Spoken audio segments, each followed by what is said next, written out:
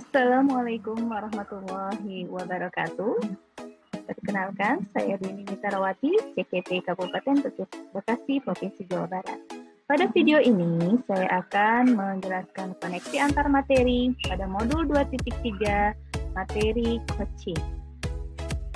Coaching merupakan suatu proses kolaborasi yang berfokus pada solusi, berorientasi pada hasil dan sistematis, di mana coach memfasilitasi peningkatan atas performa kerja, pengalaman hidup, dan pembelajaran diri, serta pertumbuhan pribadi dari coach.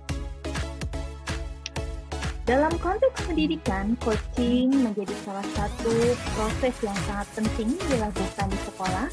Melalui proses coaching dapat menuntut kemerdekaan belajar murid untuk mengeksplorasi dirinya guna mencapai tujuan pembelajaran dan memaksimalkan potensi. Peran guru sebagai coach di sekolah.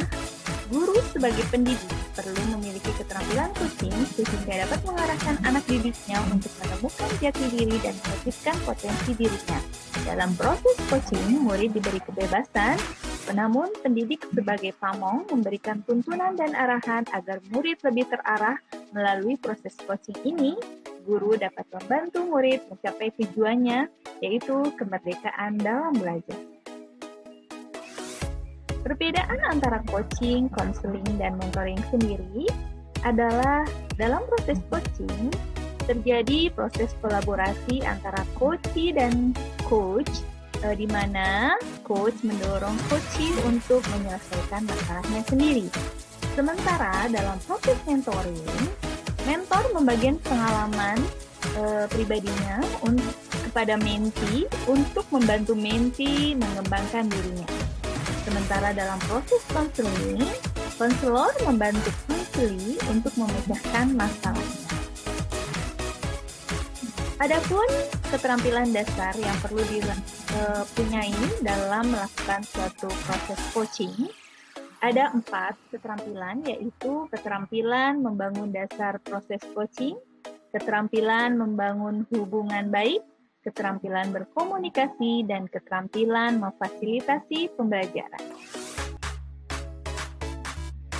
Model coaching dalam hal ini yaitu model coaching yang digunakan yaitu model Tirta. Apa itu model coaching atau model Tirta ini? Yaitu Tirta merupakan akronim dari T berasal dari tujuan umum, kemudian I-nya adalah identifikasi, R-nya adalah rencana aksi, dan TA-nya adalah tanggung jawab. Tirta sendiri artinya adalah air. Kemudian 4 aspek berkomunikasi untuk mendukung praktek coaching yang perlu dipahami oleh seorang coach, yaitu yang pertama adalah komunikasi yang asertif, yang kedua pendengar aktif, yang ketiga bertanya efektif, dan yang keempat umpan balik yang positif. Adapun koneksi antar materi pada modul 2.3 ini dihubungkan dengan modul-modul sebelumnya dalam modul guru penggerak ini, yaitu dikaitkan dengan filosofi Ki Hajar Dewantara, di mana pendidikan bertujuan untuk menuntun tumbuhnya atau hidupnya kekuatan kodrat anak sehingga dapat memperbaiki lakunya, dan dikaitkan dengan nilai visi dan visi guru penggerak dan sekolah, di mana memiliki visi dan misi menciptakan ekosistem sekolah dan budaya positif untuk memenuhi kebutuhan belajar individu murid.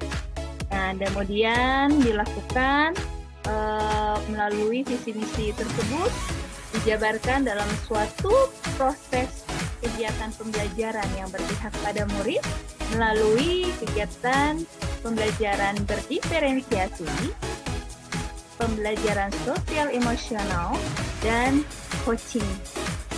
Jadi dalam pembelajaran diferensiasi ini kita memfasilitasi perbedaan potensi dan karakteristik dari murid yang diakomodir dalam pembelajaran, baik itu gaya belajarnya, minatnya, maupun kemampuan dasarnya. Kemudian dalam pembelajaran sosial emosional, di sini dikembangkan juga sikap sosial dan emosional dari siswa, tidak hanya dari kemampuan akademiknya saja. Kemudian ditambah dengan adanya proses coaching untuk mendampingi siswa dan membantu siswa lebih melejitkan lagi potensi dirinya. Oke, kemudian dari proses pembelajaran yang berpihak pada murid tersebut diharapkan dapat bertujuan untuk melalui pembelajaran yang berpihak pada murid dan melalui pembelajaran yang disebutkan, kemudian dengan proses coaching sendiri dapat mewujudkan murid yang merdeka dan berkembang sesuai dengan potensi dirinya, dan terwujudlah merdeka belajar.